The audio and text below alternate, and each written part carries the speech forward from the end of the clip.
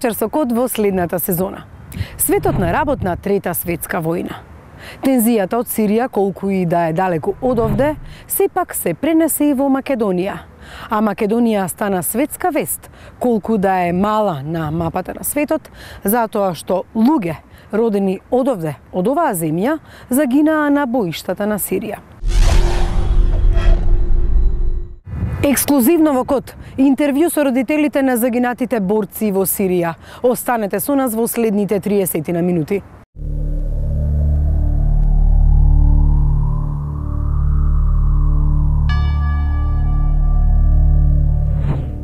Две приказни од Македонија, две судбини, ги поврзува Сирија.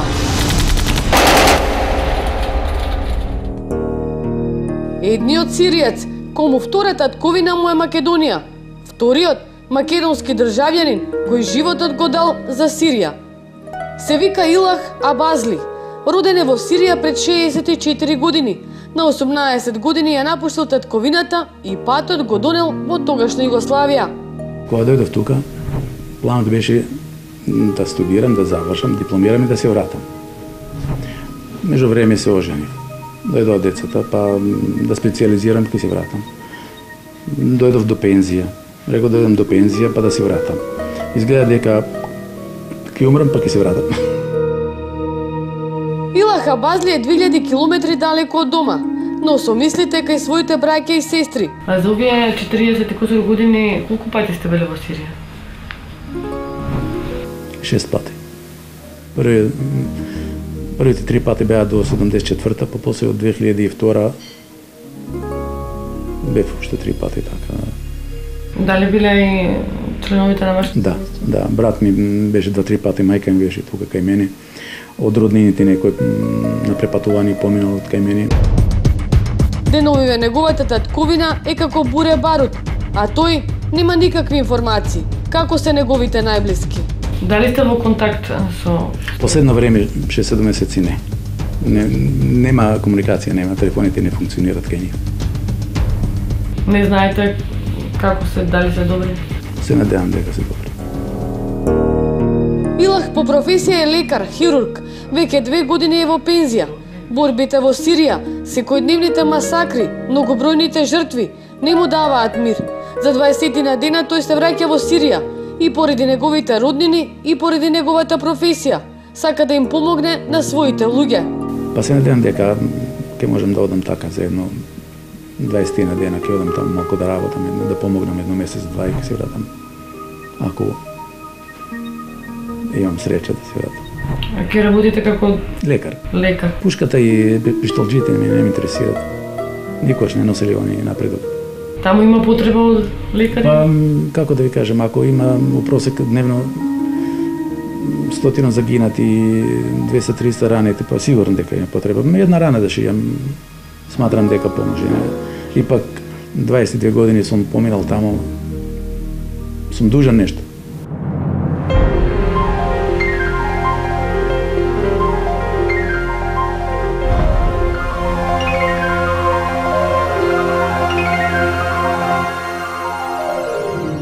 Овој пат не води кон Сирија. Овој пат води до скопското село Грчец, до куќата на Имерни Метула. Кога прашавме каде живее човекот кој загина во борбите во Сирија, веднаш ни кажа дека не сме добре дојдени. Знам како вас не бива, внатре не би жителал тие да ви избрати. Одамне е таму. Таму има 20 години. А доаѓаше често тука? Иде на стабилнеше. 38 годишниот Имерни Метула е роден во оваа куќа. Тука ја поминал младоста, а на 17 години заминал за Германија. Имал собствен бизнис таму, а и во Грчец имал продавница за вештачко цвеќе. Во мај оваа година му се губи трагата. По 3 месеци стигнал глас во родното село дека Имерни Метула загинал во Сирија. Неговиот татко по долго убедување реши да проговори за смртта на синот. Он замина во Германија? Да. Пред колку време отиде во Германија? Уште дете. Што работеше таму во Германија? Работеше фирма имаше. Доаѓаше тука? Доаѓам така. А кога се приклучил во Сирија? Не знам колку знаете, ви толку знам ја. Значи не ве информирал? Не, ништо не знам. А како дознавте за смртта? После дознавте таму се јави дека сме. А вие не знаевте воопшто дека е таму? Мислевте дека е во Германија? Не знаеме дека е каде, не. А колку време му имавте слушнато глас? 3 месеци. 3 месеци. Да. А во Германија имаше семејство? Имаше. А неговите не знае? Не знае, ни ништо не кажаат, ништо, ни жена не знае ништо. Така му се изгубила трагата и... Така е, да. А го баравте, се сомневавте дека некаде отиден? Не, ништо не знаеме, ништо не знаеме. Верувате дека ништо не знаеме. А доаѓаше ли често? Колку време не беше дојден? Доаѓаше на 3 месеци, на годин дена, на 6 месеци доаѓаше. И вие како родители не се сомневавте дека... Не, ништо. Кога последен пат го имавте чуено пред да загине? Не, последен пат пред 3 месеци. Така. И наеднаш добивте глас дека информација? Да. Дека е загинат? Да. Кој ви јави? Што, од таму некој, од таму. Од Германија, од таму или од Сирија? Од таму, директно. Таткото на Имер вели дека неговиот син не отишол да се бори за пари, туку во Сирија заминал во име на правдата. Што го натерало да отиде? Па натерал, зашто вие го гледавте тако, дека децата ги тепат. Знаете кој отишел таму, се сеќаш 67-ма. Кој отишел прв таму у Бугарија? Сите албанци отиде. И тие не може да го трпи, затоа отиде. Пошто деца фрли и тука да се фрли таа отров, и тука ќе идеше тој, ќе брани.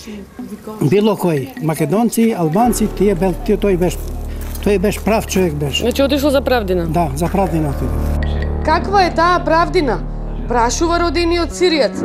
За него е незамисливо и недозволиво некој од надвор да дојде да се бори за демократија во неговата земја. Има многу платеници од надвор. Ја разбирам сириецот да се буни за своја права. Ама не разбирам, например, да дојде од Чеченија или од Белгија да војува во Сирија за што? За демократија, па или од Саудска Аравија, па што не се бори за демократија во Саудска Аравија, кај што жената таму не е дозволено никола да вози, а камоли да оди у продавница сама.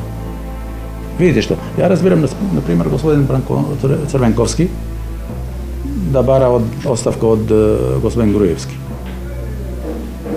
Ама не можем да барам јас, например, и да прихватам примерот на Косово или Грција или Бугарија или да кажат дека господин Груевски не е легитимен. Тоа мислам апсурд е тоа, мислам нема што да коментар. Имер Ниметула е еден од тројцата македонски државјани кои загинаа во граѓанската војна во Сирија. Прва жртва беше 28 годишниот Расим Зекири од гостиварското село Беловишта, кој од Австрија заминал во Сирија. Потоа загина Сами Абдулаху, оџа од Скопје, кој работел и во Бремен, а во август и Ниметула од Грчец. Сите тројца биле вклучени во тамошните исламски центри.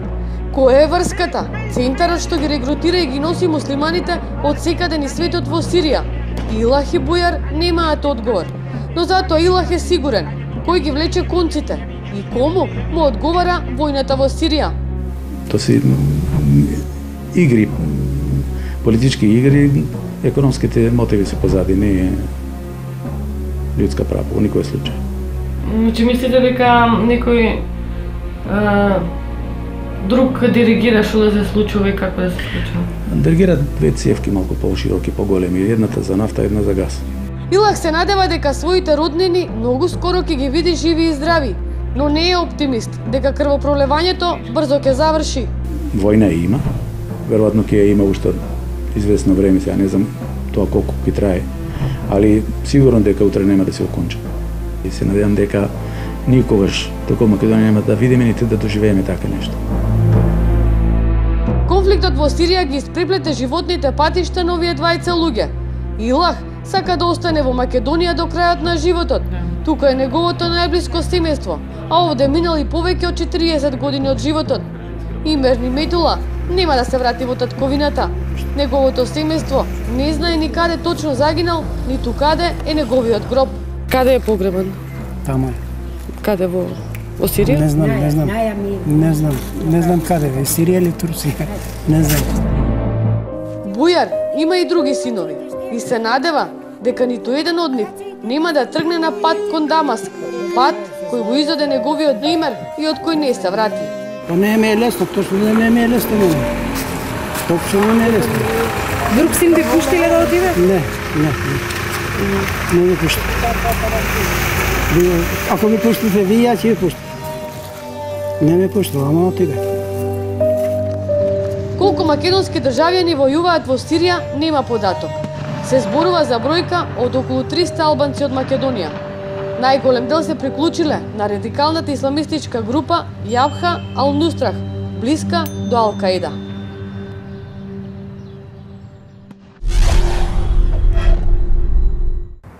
И додека се договараат Русија и Соединетите Американски држави не само за контролата на Сирија, туку и за употребата на хемиското оружје, се уште ја чекаме веста, ке има ли напад.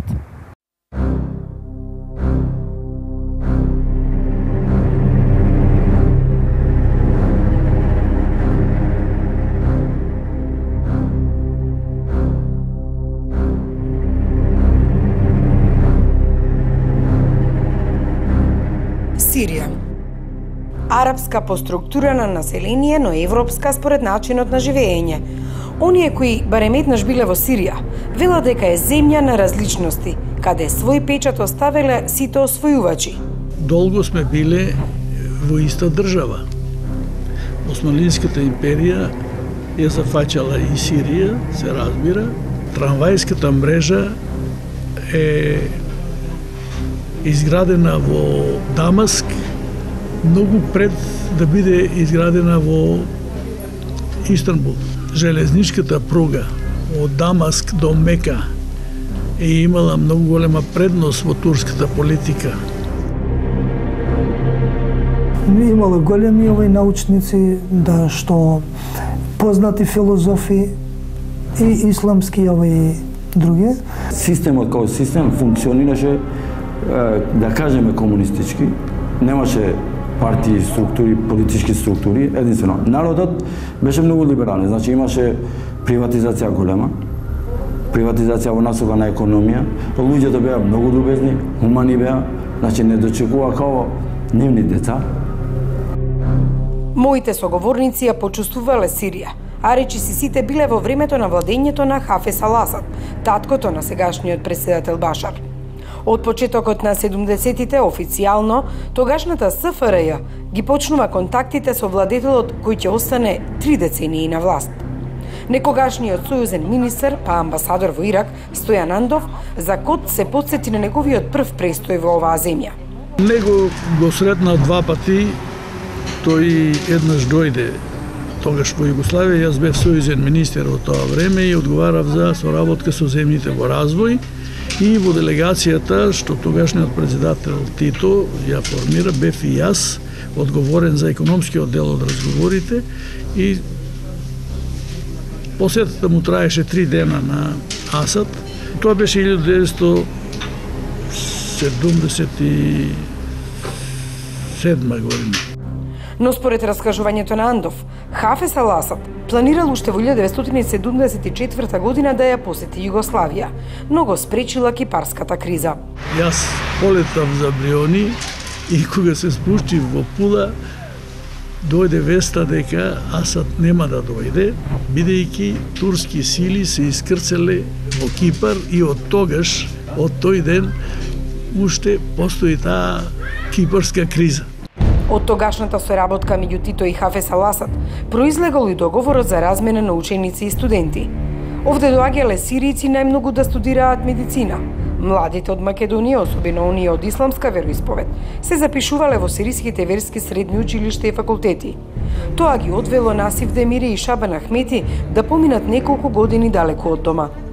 Кога се одлучивме да го студираме исламот, тоа е начинот на учење на исламот во Сирија, прилично како овој традиционалниот ислам, како е кај нас овде, што се практикува, и затоа се одлучивме и ние да се одиме тамо. Имаше и соработка меѓу Сирија и Југославија во тоа време многу јаки, и во аспектот на економскиот систем, и во аспектот на политичкиот. Друго, народот као народ меѓу себе многу добро живеа. Овде поминале многу војски, многу нации и религии. Населението е речиси 90% муслиманско, во најголем дел сунити, но со децении се под влијание на алевитско семејство, а Ласад се во помалиот процент шиитско население. Русокоси со бел тен, сини очи. Овие луѓе личат на европјани, но многу малку на арапи. Проучувајќи ја нивната историја, Андов вака го објаснува овој факт. Сиријците се многу мешале, како што знаете, франките, така се ги викале тие крстоносците што таму доаѓале, тие се биле со многу светол тен и биле русокоси главно. Тоа биле поголем дел германци и дел од француското пленство од северна Франција, благородништвото. Само мажи биле, се мешале со сириските жени. Но се досега немало големи судини меѓу мнозинството суни и малцинството шии. Кога во 80-тите Насиф Демири студирал, таму не можел да распознае вакви разлики. Не можевме да приметиме дека има тука некоја разлика, зашто сунити како опозиција, па овие алевитите се на власт, тогаш немало таква проблеми, не слушнавме. Шабан Ахмети се сеќава на ситуации кога останатите етнички групи сепак барале права, но тешко ги добивале. Курдите, армените, турците, кои бара да имаат истите права како што ги имаат арапски свет. Иако Сирија е 90% арапска земја. Во Сирија може да се говори за се, но не и за политички амбиции. Има еден владател, една партија. Со политичко праќање не беше дозволено. Тоа беше стрикно, имал државата контрола над таа политика. И не дозволуваме тако секој да се занимава со политика. Од падањето на Османската империја, значи, и Сирија влезе под окупација на французите. Во 1972 дојде Хафез Есед како председател преку пуч, значи преку он беше министер за одбрана во тоа време и дојде преку пучот што го изврши над владата во тоа време. И тоа дојде од структура политичка која се велеше Хизбул Баъд, значи партијата на природбата. И таму можеш да станеш политичар, меѓутоа под услов да бидеш член во таа партија. Асад брзо виде и потоа се разликуваше од своите колеги што учествува во државниот удар, дека не може да се владе преку војската. Цивилната власт не може да се остварува преку војската и затоа и приде на БААС партијата, таа е се арапска социјалистичка партија, формирана е во Сирија и ја оспособи партијата да му обезбеди и цивилно владење. Овие луѓе тврдат дека таткото бил поголем демократ од синот. Татко му на сегашниот председател беше поумерен, беше по-политички организован и не дозволуваше такви настани да постапуваат и да настане во Сирија и тако да неговата политика беше поумерена. Сега го наметнуваат војната меѓу алевиите и суннитите, кои алевиите ги поддржуваат така наречено иранците, суннитите ги поддржуваат некој дел од арапскиот свет, што не е истина ни ова, ни ова. Меѓутоа и суннитите и алевиите го купуваат оружјето од истите структури што го наметнуваат и во медиумите дека се води војна, верска војна. Таму верски или религиозна војна нема. Значи, единствено тому војуваат браќа со браќа. Оддалеку гледаме за овој младиот Башар, колку е демократ, се разбира, ние се скандализираме од некои негови постапки. Меѓутоа, реков дека и Асад од време на време бил принуден малку да интервенира и со артилерија дори против цивилно население, ама тоа него не оставило општ белег на Сирија. Геостратешки Сирија е важна за Блискиот Исток, паричка за раскусурување меѓу големите сили. За русите можеби е последното упориште. Русите во Сирија или во арапскиот свет остана уште само една база има. Тоа е базата во Тартус, во Сирија, каде што и мнозинството живеат ангелици таму се, таа база им остана. Значи, ако се повлекува дел од оваа база, арабскиот свет готово комплетно им излегува од рака.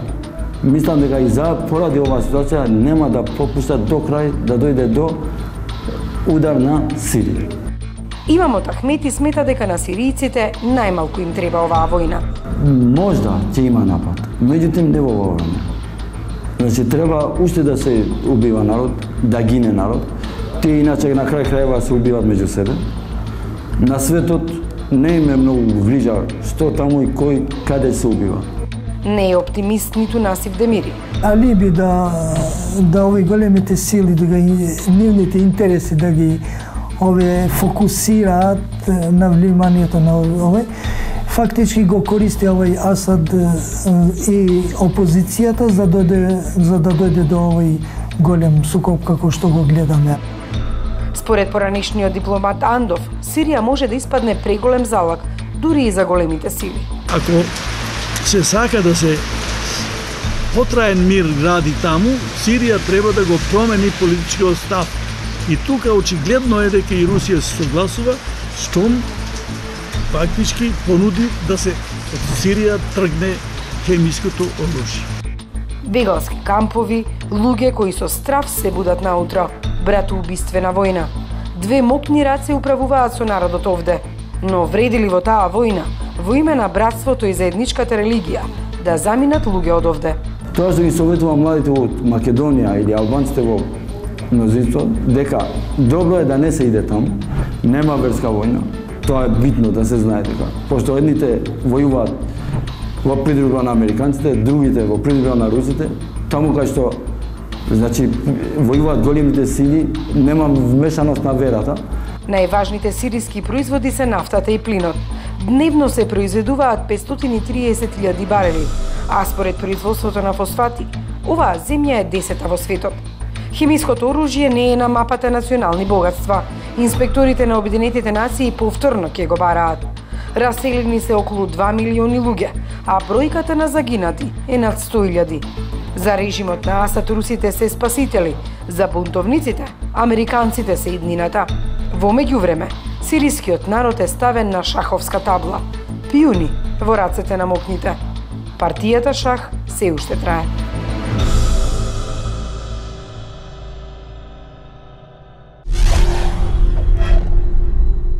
И додека светот се прашува дали Сирија е последната паричка за раскусурување помеѓу САД и Русија, ние овде во Македонија и на овие простори се прашуваме зошто луѓето од тука заминуваат на борба во Сирија? Кои се нивните мотиви? Дали се тоа религиозни, идеолошки или само економски?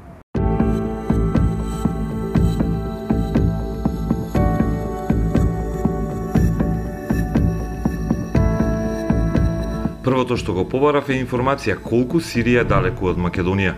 Околу 2370 километри ги делат двата главни града, Скопје и Дамаск. Со автомобил се стига за ден и 2 часа. Така велат на интернет. На глобалната мрежа пробав да најдам како се оди таму. Дали и јас може да станам бунтовник во Сирија. Потрагата беше тешка, но има македонски граѓани кои успеале да стигнат до таму. Неколку мина загина, но и оние што ги прашавме не знаеа ниту како, ниту зошто стигнале до таму. Дали се мотивите нивни само верски, дали се поопширно и да бидат на страната на правдата, тоа тие ја знаат најдобро, бидејќи јас пред да одам со никога немам комуницирано од нив. Туку ко резултат на една таква трагедија, значи во Скопјанец кој го знаеме, почитуван оџа, многу почитуван во кругот, он загина во Сирија.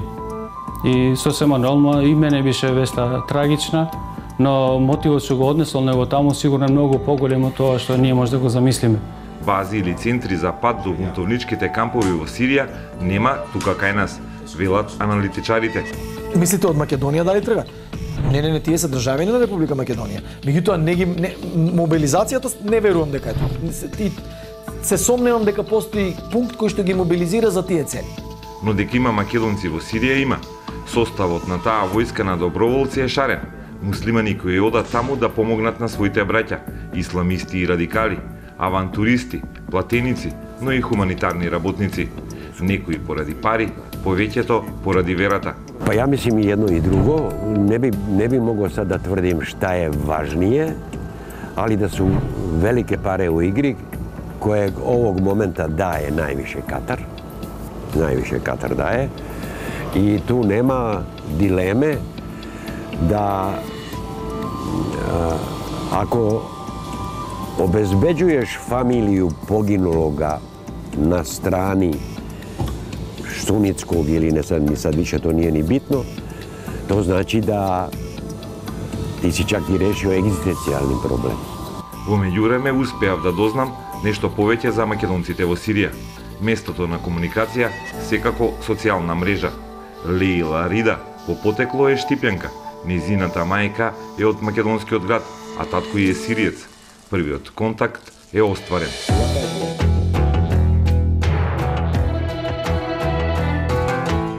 На мрежата добивам порака од друг корисник. Ми вели, знам што те интересира и може нешто да ти кажам. Идентитетот му е скриен, но успеавме да договориме состанок во Скопје. Ми вели дека неговата задача како муслиман е да им помогне на како што вели своите браќа во Македонија, браќата кои од Западна Европа тргнале на пат кон Сирија за да се борат против режимот на Башар ал-Асад. Последната задача му била 2 недели пред нашата средба. Тројца браќа од Данска и од Холандија стигнале во Скопје, а тој им помогнал да купат карти за Истанбул, од каде продолжувале кон градовите Газианте, Килис. Веле дека во Сирија, во близина на поголемите градови има кампови каде ги проверуваат западните муслимани дали се добри познавачи на Куранот и дали се подобни да се вклучат во борбата. Македонски граѓани не пренесувал и не можеше да помогне дали јас може да го најдам патот до таму. Вели дека по заканите за интервенција во Сирија нагло паднал бројот на луѓе кои одат во тој правец преку Македонија. Тој како муслиман ја вршил својата мисија околу 1 година и им помогнал на околу 100 доброволци да заминат преку Македонија кон фронтот на Блискиот Исток. Имали групи од по 20 на одеднаш, на кои им помагал со снаоѓањето во Скопје. Ми даде неколку линкови за повеќе информации за Сирија и си замина. Потоа видов дека ми избришал од листата Facebook пријатели, па не можев дополнително да комуницирам со него. Вечерта ја добив и првата порака од Лейла Рида, Штипјанката која ми пиша дека е некаде во сириските планини со соборците од Free Syrian Army, слободната сириска војска, каде што таа е портпарол. Ми дадех нејзини контакти и се согласи на интервју, но рече дека се ќе зависи од достапноста до интернетот и телефонските врски. Користеле турски мрежи, видејќи сириските се недостапни за нив.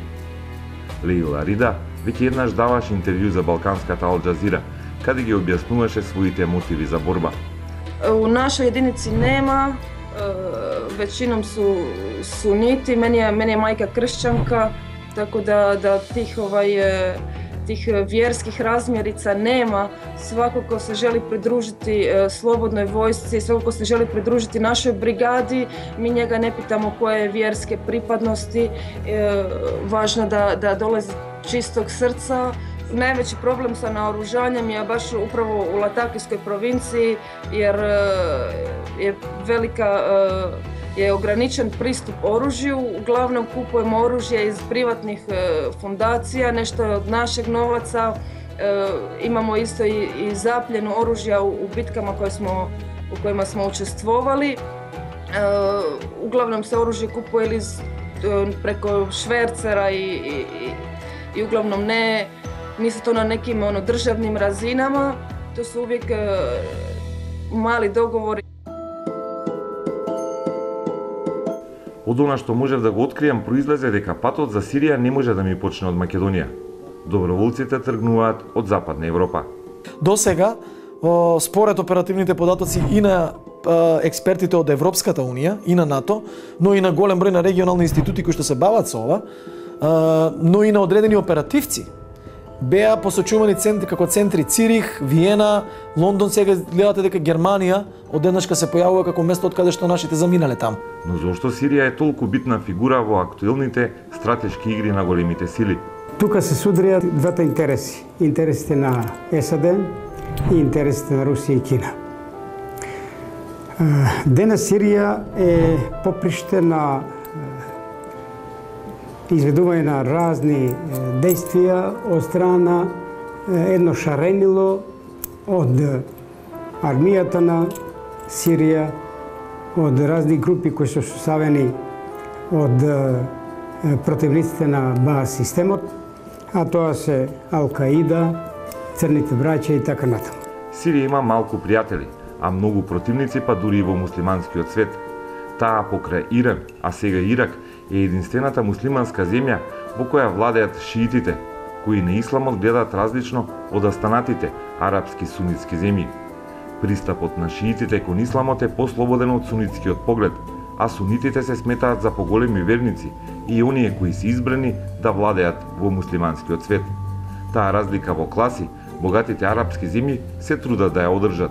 Тоа ви е типичен пример во Бахрейн, каде што на шиите им се забранува да имаат куки или згради, да купуваат места за живење во дадени квартови кои што се предодредени за сунити. Особено што во Сирија живеат повеќе шиити кои се во врска со шиитите во Иран.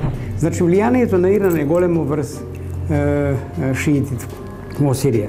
Тоа не им се допаѓаше на некој од западните земји. Војната во Сирија други ја гледаат како војна за енергија, борба за гасот кој има во сириското приморје, а кој може да ги расипе сметките на Катар, држава која исто така има новооткриени резерви на газ, кои треба да завршат на пазарот во Европа. Катар je pronašao ogromne količine gasa u svom regionu. To su otprilike se procenjuju na možda najveće nalazište gasa trenutno u svetu. Evropska unija je, ili evropske države su te koji najviše treba da koriste to. S druge strane, u Siriji i u priobalju Sirija, to je ta zona u Sredozemnom moru, su pronađene isto tako velike količine gasa koje se isto mere na svetskim razmerama. Ko će da eksploatiše taj gas? Ko će da prodaje taj gas? Економијата, незавршената арапска пролет, пробивот на Кина во Африка се причини кои според професорот Хаджијанев се судрија врз плеќите на режимот на Ал-Асад, долгогодишниот председател на единствената социјалистичка арапска држава Сирија. Затоа што Африка доправа ќе биде место каде што ќе се плетат многу конци и каде што доправа ќе се градат мрежите на идното, па јас би рекол и светско воспоставување на сили. Западните поранешни колонии кои што гајат традиции во Африка, многу брзо забележаа оваа доминација, да кажам, на кинезите и заради тоа побрзаа да ги заштитат собствените интереси. Тоа го забележува и САД, особено за делот во Нигерија, каде што Кина е длабоко навлезена и каде што сакаат да ги заштитат своите интереси. И додека сите големи сили се надпреваруваат за своите интереси, веќе 2 години трае сириската криза. Над 2 милиона бегалци, од кои половината се деца, илјадници жртви. Македонските муслимани организира акција за помош на бегалците, леп и ќебиња за Сирија. Биле и ги посетили бегалските кампови. Искуствата се лоша гледка, што може да се предвиди кога во еден камп живеат толку голем број на деца и цела зима треба да ја преминат во лоши услови. Во меѓувреме, доброволци и платеници се уште се собираат во Сирија и на двете страни. Според анализите, околу 1000 муслимани од Балканот, каде живеат сунити, се во редовите на сириските бунтовници. Од друга страна се проширија информации дека српски доброволци, односно платеници со воено искуство, ги помнат редовите на сириската регуларна армија на Ал-Асад. Хемискиот напад кој се случи во предградието на Дамаск беше пресвртница во целата војна. Уште се премолчува истото прашање дали биле тоа од нив, па дали не били од нив, тоа се прашање кои што ги поставуваат луѓето кои сакаат да одувлечуваат околу нештата. Едно е сигурно дека животот на луѓето не е Counter-Strike. Значи може да го ресетираме и рестартираме кога ние сакаме. Животот на луѓето носи болка. Дипломатијата збесна, а светот беше на чекор од нов голем судир. Лидерите си праќаа писма. Она на Путин во New York Times придонесе да ги удри американците со нивното оружје, со јавното мислење. Сега го ја интензивираше информацијската кампања и која што го заобиколи Обама во овој случај и би рекол во амерички стил поентираше, обраќајќи му се на америчкото население, преку кое го повика да го заштити или да не дозволи употреба на сила во Сирија, да го заштити меѓународното право или вредности, ако сакате, кои што либералната демократија ги протежира од 90-тите години наваму. Потоа следуваше успорување на кризата на дипломатски план. Жртвите и натаму се бројат, но никој не може да го предвиди крајот на кризата. Кога дојде до највисоката точка на вриежот во Сирија, кога не се докажа дека има хемиско оружје употребено од страна на владата, прашање сега кој го употребил, дали Сирија го употребила како држава или пак го употребиле некој наменски за да се оптужи Сирија. Моje je lično mišljenje da sirijska kriza će potrajat, da će i jedna i druga strana dobiti fantastičnu podršku od zainteresovanih velikih sila, tako da brzo rešenje sirijske krize ne se očekuje. А сите посакуваат сиријците, со нив и светот, да здивнат малку и да добијат мир, макар и со интервенција. Мора да се прекине крвопроливањето во Сирија, без оглед на тоа кој ќе дојде на власт. Да се прекине крвопроливањето, па луѓето да се враќаат во своите доми, па потом да се одлучува како да се живеат. Сирија не е заборавена вест, но сега веќе е во втор план. Тоа го чувствуваат и сириските бунтовници, меѓу кои и штипјанката Леила. На последниот допис на Facebook не одговори. Телефонот е недостапен, а 3 пати ја бара. Останав со надеж дека Леила има искуство, за да дочека уште една пролет и уште еднаш да го види родниот Штип.